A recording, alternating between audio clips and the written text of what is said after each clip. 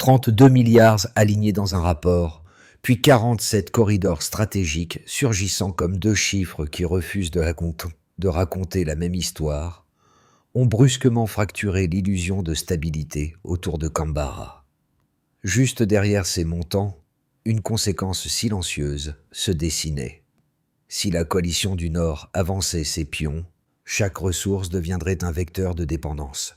Mais si le pays résistait, l'isolement politique pourrait s'abattre plus vite que prévu.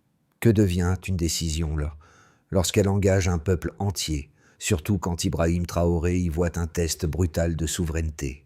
Et si ces deux chiffres n'étaient que l'amorce d'un basculement imminent? L'accord qui surgit dans les dernières lignes du rapport semblait offrir à Canberra une porte de sortie immédiate. Mais chaque avantage annoncé masquait un risque latent que le pays connaissait déjà trop bien. La promesse centrale, obtenir une stabilité rapide contre une concession profonde, paraissait séduisante, un levier capable de freiner l'avancée des groupes armés et de relancer une économie étranglée par des années d'incertitude. Mais derrière cette perspective à 10 mots de tranquillité fragile, se tenait une inquiétude croissante. Accepter la proposition reviendrait à déléguer une partie essentielle du destin national à des puissances extérieures, dont les intérêts n'étaient jamais parfaitement alignés avec ceux de la population cambarienne. Les conseillers évoquaient des bénéfices financiers tangibles.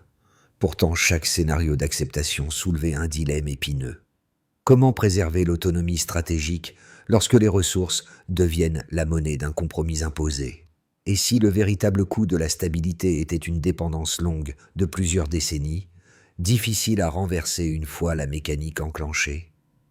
La première anomalie apparut dans un tableau discret du rapport, 32 milliards destinés à la stabilisation énergétique du Sahel, mais aucun plan opérationnel détaillé ne justifiait une telle somme. Puis, une seconde révélation surgit. 47 corridors stratégiques, déjà cartographiés, dont plusieurs semblaient allouer les ressources de Canberra, comme si l'accord avait été signé depuis des mois. C'est à ce moment-là que les conseillers comprirent que la coalition du Nord ne proposait pas seulement un partenariat. Elle avait déjà commencé à structurer un dispositif qui engloutissait lentement les marges de manœuvre du pays. Les premières notes internes indiquaient que certains industriels européens anticipaient l'exploitation des minerais locaux malgré l'absence d'aval officiel. D'un Chouïla, des images venues d'Asie montraient celles des cargaisons issues du Sahel en transit, signe qu'une chaîne logistique parallèle s'installait, indépendante de la volonté cambarienne. En parallèle, au sein du palais présidentiel, les ministres tentaient de mesurer l'ampleur réelle de ce glissement silencieux. Le ministre de la Défense alertait sur la fragilité des frontières, déjà affaiblies par la réduction de 12% du budget militaire ces 3 dernières années. Le ministre des Finances s'est rappelé que les investissements étrangers pourraient chuter de 8 milliards si le contrat était rejeté. L'atmosphère s'alourdissait. Chaque donnée semblait renvoyer à une décision déjà biaisée par les faits accomplis. C'est dans cette tension que la question née en P1 trouva son écho. La souveraineté pouvait-elle survivre à une mécanique géopolitique déjà engagée sans l'accord de Canberra? Ibrahim Traoré, témoin attentif de ces signaux contradictoires, percevait dans ce déséquilibre un test brutal imposé à son pays. Tuéinien, les débats internes montraient que l'enjeu dépassait les chiffres. Il touchait au pacte fondamental entre un dirigeant et son peuple. Allons droit au but, l'équation s'imposait avec une clarté implacable. Accepter la dynamique extérieure ou tenter de la renverser avant qu'elle ne devienne irréversible. Au cœur du palais, une figure devint rapidement le point d'ancrage des discussions. Un conseiller stratégique réputé pour sa capacité à démêler les crises où les chiffres et la géopolitique s'entremêlent dangereusement. C'est lui qui, le premier, fit remarquer que les données accumulées ces dernières 24 heures racontaient une histoire différente de celle que la coalition prétendait défendre. Selon ses premières analyses, Les mouvements de troupes observés autour des zones minières n'étaient pas des coïncidences, mais des signaux calculés visant à réduire progressivement les marges de négociation. En même temps, une équipe réduite, composée d'économistes et d'analystes de terrain, confirmait que plusieurs entreprises extérieures avaient discrètement initié des partenariats locaux pour sécuriser des filières d'approvisionnement. Ce constat fragilisait encore davantage le paysage politique intérieur, déjà marqué par la méfiance et la lassitude d'un peuple confronté depuis des années aux pressions venues de l'extérieur. Les travailleurs des mines, particulièrement exposés, rapportaient que des émissaires anonymes tentaient de négocier des accès privilégiés aux sites d'extraction. À partir de là, Ibrahim Traoré se rendit compte que la bataille ne se jouait plus uniquement dans les salles de réunion. Les répercussions concrètes, celles qui touchent les zones rurales et les travailleurs, démontraient que la décision à venir dépasserait le cadre institutionnel. La tension gagnait du terrain, se diffusant à travers les districts où la population scrutait chaque mouvement du gouvernement. En observant cette montée silencieuse des inquiétudes, le conseiller stratégique formula l'avertissement le plus direct entendu jusqu'ici. Si Canberra ne reprenait pas le contrôle narratif immédiatement, la coalition définirait la réalité avant même qu'une décision officielle ne soit prise. La question essentielle devient alors: la première perte n'est jamais économique, c'est la perte d'initiative. Avant l'aube, les premières heures révélèrent un basculement brutal. Avant, Canberra croyait encore disposer de temps. Après, chaque minute devint une pièce d'un engrenage qui se resserrait dangereusement autour du pays. Les signaux se succédèrent un rythme sec, presque mécanique, donnant l'impression que la réalité avançait plus vite que les décisions politiques. Les rapports militaires furent les premiers à frapper le palais. Des unités jusque-là considérées comme stables commençaient à se déplacer vers les zones minières, comme attirées par un point de rupture imminent. Les officiers, surpris par cette accélération, décrivaient des regroupements inhabituels et des rotations d'équipements impossibles à expliquer par les seules consignes locales. Ces mouvements créaient une tension supplémentaire dans les régions périphériques, où la population vivait déjà sous la menace constante des incursions armées. Les premiers appels provenant des villages parlaient d'une inquiétude palpable, d'une atmosphère changeante, presque électrique. Ensuite, les informations économiques ajoutèrent une autre couche d'instabilité. Plusieurs investisseurs internationaux suspendirent leurs engagements, redoutant que le bras de fer géopolitique ne déstabilise définitivement le marché des ressources minérales. Les banques locales signalèrent une augmentation soudaine des demandes de retrait, conséquence directe de la rumeur selon laquelle la coalition du Nord exercerait bientôt une pression financière ouverte. Le ministère des Finances tenta de rassurer, mais les marchés réagirent plus vite que les mots. De plus, une pression politique interne commença à monter en parallèle. Les ministres du gouvernement, divisés en deux camps, se réunissaient en petits cercles pour tenter d'influencer l'orientation finale. Certains estimaient que l'accord devait être signé immédiatement pour éviter l'effondrement de la sécurité intérieure. D'autres avertissaient qu'une signature précipitée ouvrirait une brèche durable dans la souveraineté du pays.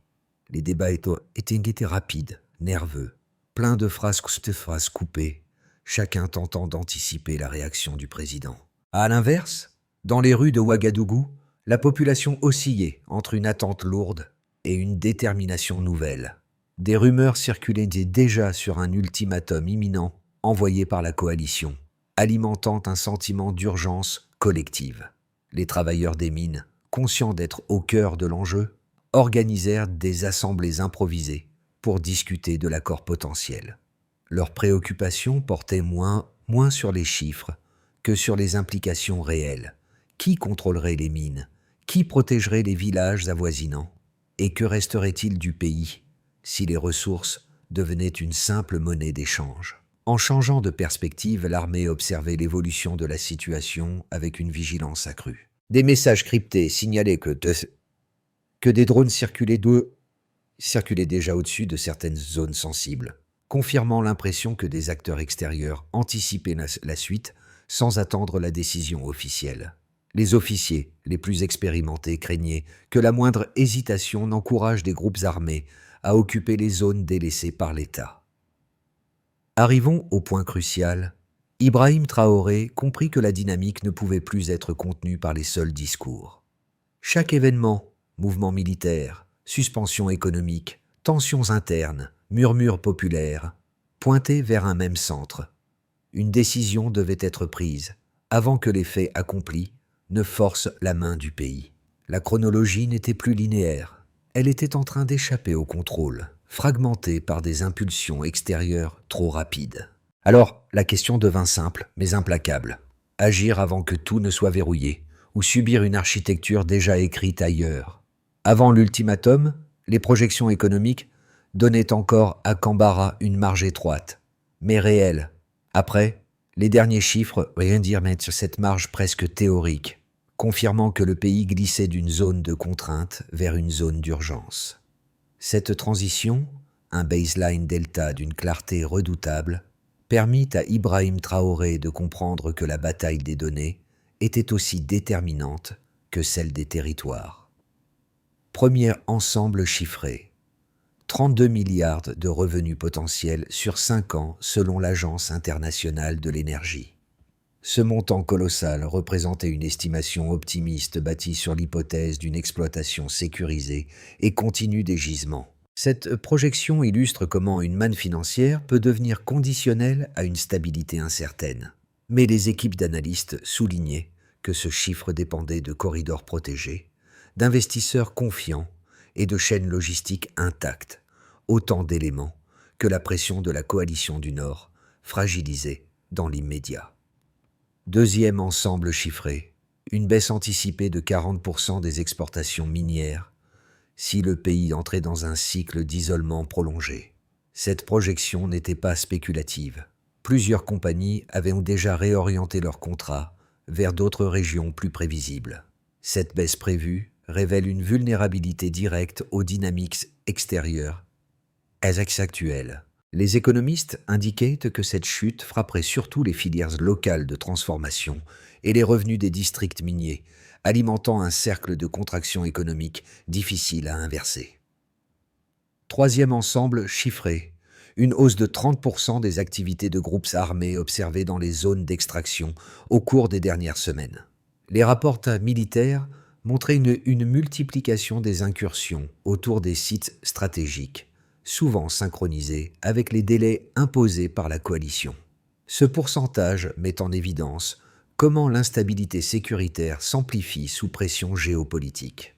Les données montraient que ces groupes tentaient d'occuper les espaces où l'État reculait, profitant du flou politique pour s'introduire dans les corridors logistiques essentiels. D'un autre côté, le ministère des Finances ajouta que la suspension des investissements étrangers pourrait créer une contraction du budget national dès le prochain trimestre, réduisant les capacités logistiques de l'armée et ralentissant les programmes d'infrastructures prioritaires. L'appréhension grandissait. Chaque jour sans décision rendait les alternatives plus coûteuses, les délais plus courts, les marges plus minces. Les districts ruraux, en particulier ceux proches des mines, commençaient à témoigner d'une raréfaction des ressources logistiques, conséquence directe de la paralysie administrative et de la spéculation internationale. De plus, une couche d'incertitude apparut lorsque plusieurs partenaires asiatiques signalèrent que la disponibilité des métaux stratégiques issus du Sahel était déjà intégrée dans leurs prévisions commerciales. Cela signifiait que, pour certains acteurs, la signature de Canberra n'était plus une condition, mais une formalité censée venir confirmer une dynamique déjà enclenchée. À partir de là, la réalité devint impossible à contourner pour Ibrahim Traoré. L'équilibre chiffré du pays dépendait moins de ce qu'il acceptait que de ce qu'il refusait de perdre. Les données ne décrivaient pas seulement un état du monde. Elles exposaient un rapport de force où chaque décision politique déclenchait une variation économique mesurable. Pour en venir à l'essentiel, les preuves s'alignèrent sur une commune équation froide. Sans reprise de contrôle immédiate, Les dynamiques extérieures fixeraient les règles pour les décennies à venir. Deux courants s'imposèrent dans le débat interne, chacun articulé autour d'un raisonnement solide, nourri par les données et par l'expérience accumulée au fil des crises précédentes. Le premier défendait l'accord proposé par la coalition du Nord. Selon ce camp, il constituait une occasion rare de stabiliser immédiatement un pays fragilisé par des années d'incertitude sécuritaire et budgétaire. Les partisans rappelaient que le soutien militaire promis permettrait de combler les failles accumulées dans les frontières, particulièrement depuis la réduction de 12% du budget de défense. Ils soulignaient également que les 32 milliards potentiels d'investissement sur 5 ans offriraient une respiration économique capable de relancer les infrastructures essentielles, tout en renforçant la posture diplomatique de Canberra auprès des grandes puissances. Leur argument central était pragmatique. La survie à court terme nécessitait parfois des concessions temporaires, si cela garantissait la stabilité des institutions et la sécurité des populations. D'un autre côté, le second courant opposait une objection de fond, structurée autour de la notion de souveraineté durable. Pour ses conseillers, accepter l'accord revenait à institutionnaliser une dépendance déjà perceptible dans les signaux extérieurs. Les 47 corridors stratégiques cartographiés avant la moindre signature démontraient, selon eux, que la coalition n'envisageait pas un partenariat égalitaire, mais une intégration progressive des ressources scambariennes dans une architecture géopolitique décidée ailleurs. Ce camp considérait que les bénéfices économiques immédiats masquaient une érosion profonde du pouvoir décisionnel national. Il craignait que la chute anticipée de 40% des exportations en cas d'isolement soit instrumentalisée pour imposer des conditions toujours plus contraignantes, transformant à long terme l'économie du pays en simple vassal de décisions extérieures. À partir de là, la réponse nuancée s'imposa. Chacun des deux camps formulait des arguments cohérents. Mais le rapport entre contraintes et bénéfices révélait que le cœur du problème n'était pas la valeur de l'accord, mais la mécanique qui le précédait. Une dynamique où les données économiques, militaires et logistiques montraient déjà que la marge de négociation se rétrécissait, avant même que la décision ne soit rendue. Tout bascule d'un coup. Les informations confidentielles parvenues au palais montrèrent que plusieurs acteurs extérieurs avaient déjà sécurisé des accès indirects aux zones minières, confirmant que l'accord, présenté comme une simple proposition, fonctionnait en réalité comme une architecture en cours d'installation. Ce constat fit l'effet d'un choc. Les cartes géologiques, les réseaux logistiques et les routes d'exportation étaient réorganisées sans que Canberra n'ait formellement donné son accord. Sang Sang, les images de drones circulant au-dessus des sites stratégiques soulignaient une réalité nouvelle, celle d'une pression invisible mais déjà opérationnelle. À partir de là, Ibrahim Traoré percevait clairement l'ampleur du déplacement. La négociation n'était plus un échange d'arguments, mais une course contre un dispositif dont les ramifications s'étendaient au-delà des frontières. Les analystes internes rapportaient que certains consortiums internationaux avaient intégré les ressources canbariennes dans leurs projections annuelles, comme si la signature du pays n'était qu'un détail administratif à venir confirmer l'inévitable. De plus, une tension apparut dans les districts miniers, où les communautés locales voyaient s'accumuler des silhouettes inconnues autour des axes d'accès. Le midpoint était là. La bataille ne portait plus sur l'accord lui-même, mais sur le contrôle du tempo. Les premiers effets touchèrent les communautés locales du côté des communautés locales, celles qui vivent au plus près des zones minières. Dans ces districts, les déplacements inhabituels observés autour des gisements créèrent un climat de tension immédiate. Les villageois, habitués à scruter chaque changement de routine, remarquèrent l'arrivée de véhicules sans plaques identifiables et de négociateurs anonymes tentant d'obtenir un accès privilégié aux filières d'extraction. Qu'est-Yep, les variations soudaines dans les prix des denrées révélèrent une spéculation née de l'incertitude politique. poussant les familles à stocker ce qu'elles pouvaient avant un possible basculement. Today, la question se posa avec force. Que deviendra la stabilité du quotidien lorsque les ressources locales servent de levier dans un bras de fer international? Du côté des décideurs nationaux, l'impact fut immédiat. Les ministres, divisés mais conscients du tempo imposé, durent admettre que la marge d'action se réduisait chaque jour. Les projections budgétaires montraient déjà une contraction à court terme si les investisseurs maintenaient leur suspension, compliquant la gestion des infrastructures vitales. Donc, plusieurs programmes sociaux, santé, routes, énergie, commencèrent à être réévalués à la baisse, signe que l'incertitude économique glissait doucement vers des choix administratifs douloureux.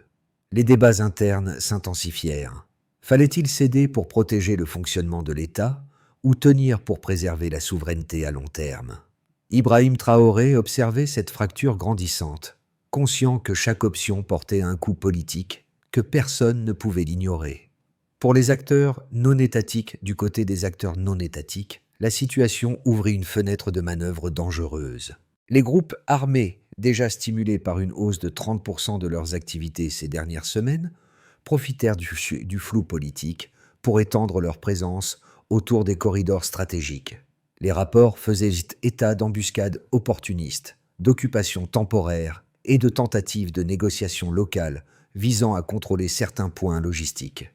Matka, les entreprises extérieures impliquées dans des partenariats informels cherchaient à sécuriser leurs propres liens en contournant l'État, créant un désordre silencieux mais structurant. La compétition informelle autour des ressources devint alors un révélateur brutal. Plus l'État hésitait, plus les acteurs parallèles occupaient le terrain. Enfin, les puissances extérieures, du côté des puissances extérieures, ajustèrent rapidement leur stratégie. Les consortiums internationaux reconfigurèrent leurs prévisions pour intégrer les minerais quimbariens dans leur chaîne d'approvisionnement, comme si les décisions locales ne représentaient qu'une variable secondaire. Des agences étrangères identifièrent les 47 corridors comme des axes opérationnels prioritaires, ce qui laissait penser que l'accord n'était qu'une étape dans un plan plus vaste. Sang, certains États commencèrent à envisager une intervention de stabilisation sous prétexte de sécuriser les zones d'extraction, renforçant l'idée que la pression géopolitique allait s'intensifier. Arrivons au point crucial. Les conséquences révélèrent une même logique.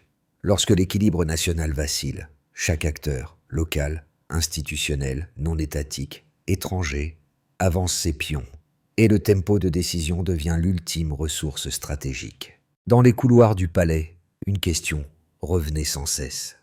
Que deviendra Kimbara au cours des 12 prochains mois si les rapports de force continuent d'évoluer à ce rythme?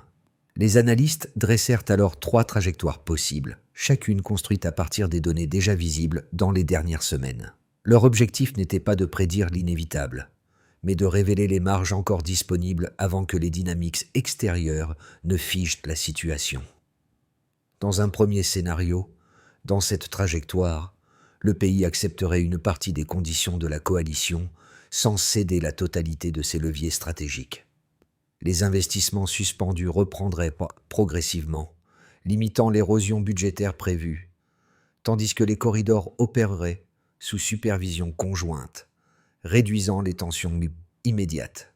Sang, les districts miniers continueraient d'éprouver une pression croissante, mais maîtrisable, notamment grâce à un renfort logistique destiné à contenir les groupes opportunistes. Ce scénario stabiliserait l'économie sans restaurer totalement la marge de souveraineté perdue, mais il éviterait une spirale de contraction trop brutale. Dans un scénario plus favorable, le gouvernement parviendrait à renégocier les clauses essentielles grâce à une alliance régionale étendue, donnant au pays une base diplomatique solide. Les exportations minières retrouveraient un niveau soutenu, amoindrissant le risque de baisse de 40% envisagé plus tôt, tandis que les entreprises locales regagneraient de l'influence dans la gestion des filières. Et la pression sécuritaire refluerait, car la présence de partenaires africains réduirait l'espace de manœuvre des groupes armés. Dans cette configuration, la souveraineté économique s'élargirait et la géopolitique tournerait à l'avantage de Canberra, offrant une stabilité rare dans un contexte régional souvent turbulent. Dans un scénario plus sombre, l'accord serait rejeté sans alternative diplomatique viable. Les investissements étrangers resteraient gelés ou fuiraient définitivement, ouvrant la voie à une contraction accélérée des recettes publiques. Matcac, l'activité des groupes armés, déjà en hausse de 30% récemment, s'intensifierait autour des sites stratégiques, cumulant menaces sécuritaires et ruptures logistiques. Les réseaux d'exportation s'effondreraient partiellement, confirmant la chute anticipée des volumes miniers, et les districts périphériques deviendraient des zones vulnérables où les acteurs extérieurs testeraient de nouvelles formes d'influence. Ce scénario enfermerait le pays dans un cycle de dépendance forcée, difficile à inverser, sans intervention régionale majeure. À partir de là, une recommandation de méthode s'imposa. Dans un contexte où aucune trajectoire n'est figée, il faut penser en termes de conditions plutôt qu'en termes de certitude. Les options existent tant que les leviers restent intacts. Au-delà des chiffres et des négociations, 3 groupes de la population se retrouvent directement exposés aux conséquences des choix à venir. Le premier concerne les jeunes travailleurs et étudiants. Les jeunes travailleurs et les étudiants, ceux qui observent l'évolution du pays avec une lucidité nouvelle. Pour eux, la question n'est pas seulement économique, elle touche à la possibilité d'un avenir construit sans dépendance prolongée. Ils voient déjà les effets de l'incertitude dans les opportunités d'emploi, dans les bourses suspendues, dans la fragilisation des programmes de formation. Leur inquiétude n'est pas abstraite, elle se manifeste dans les discussions quotidiennes, dans la manière dont chacun tente de comprendre si les prochains mois ouvriront des chances ou refermeront des portes. Donc, les communautés rurales et minières ressentent la situation de manière plus immédiate. Les fluctuations de prix, les mouvements inhabituels autour des gisements et la présence accrue d'acteurs extérieurs alimentent une tension silencieuse. Beaucoup redoutent que les décisions politiques ne tiennent pas compte de leur réalité concrète, celle où chaque changement logistique peut bouleverser l'équilibre fragile entre production, sécurité et moyens de subsistance. Today, leur demande principale reste claire. Que les choix nationaux n'effacent pas les besoins de ceux qui vivent au contact direct des ressources. D'un autre côté, la diaspora et les professionnels établis en ville, la diaspora ainsi que les professionnels des grandes villes, observent la situation depuis une position intermédiaire. Ils comprennent la portée internationale du bras de fer géopolitique et anticipent les effets possibles sur les relations commerciales, les transferts financiers ou les projets entrepreneuriaux. Leur regard, souvent tourné vers l'extérieur, souligne que les décisions locales influencent l'image du pays et déterminent la nature des partenariats à long terme. Pour en venir à l'essentiel, chacun de ces groupes partage une préoccupation commune. Comment garder un espace d'action lorsque les dynamiques externes semblent vouloir réduire la latitude nationale? La sortie de crise ne pouvait reposer sur une seule décision. Elle exigeait une architecture d'action coordonnée, capable de rétablir une marge stratégique dans un environnement où chaque pression extérieure réduisait un peu plus l'espace de manœuvre. Pour Ibrahim Traoré, la priorité était de structurer une trajectoire qui puisse fonctionner même au milieu d'incertitudes prolongées. La première étape, consolider une alliance régionale ciblée, qui, ministère des Affaires étrangères, plus le chef d'État voisin. Quoi? Établir un pacte de sécurité limité autour des corridors miniers, quand, sous 30 jours, avec réunion bilatérale accélérée. Mesure. Réduction mesurable des incidents frontaliers, signalés par les postes avancés. La deuxième étape. Stabiliser les districts miniers par un déploiement logistique interne, qui, armée plus autorité locale.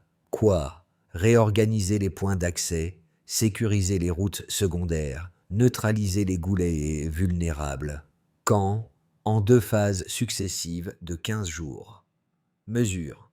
Baisse du nombre d'incursions enregistrées par rapport au pic des dernières semaines. La troisième étape, rééquilibrer les leviers économiques stratégiques, qui, ministère des Finances, place consortiums nationaux. Quoi? Relancer 3 programmes industriels locaux pour réduire la dépendance aux filières externes. Quand, dans un délai de 3 mois, mesure augmentation progressive des volumes traités en interne et diminution de la volatilité des prix locaux. La quatrième étape, maintenir une transparence publique contrôlée. Qui? Porte-parole du gouvernement. Quoi? Informer régulièrement la population sans alimenter la spéculation ou la panique. Quand? Point de situation hebdomadaire. Mesure. Stabilité des retraits bancaires et des prix essentiels dans les districts ruraux.